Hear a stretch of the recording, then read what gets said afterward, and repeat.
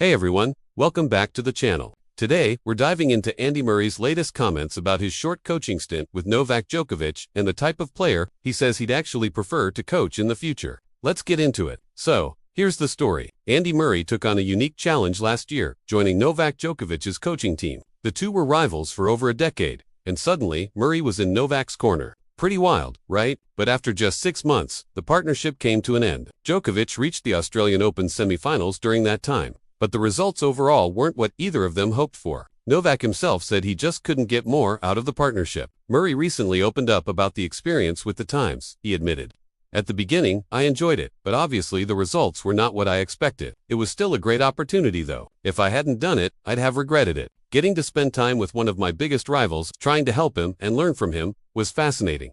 But here's where it gets interesting. Murray hinted at the kind of player he'd want to coach next, and it's clear he's leaning closer to home. He said that with Novak living in Spain at the time, it was tough because of all the travel and time away from family. In his words, a British player would be a lot less demanding time-wise. Whereas with Novak, you're constantly on the road. He also admitted coaching so soon after his own retirement was tough, and honestly, he doesn't see himself jumping back into that role anytime soon. Murray said flat out, "I don't think I have any desire to do that right now." So, while he's not shutting the door forever, don't expect to see him courtside as a coach in the immediate future.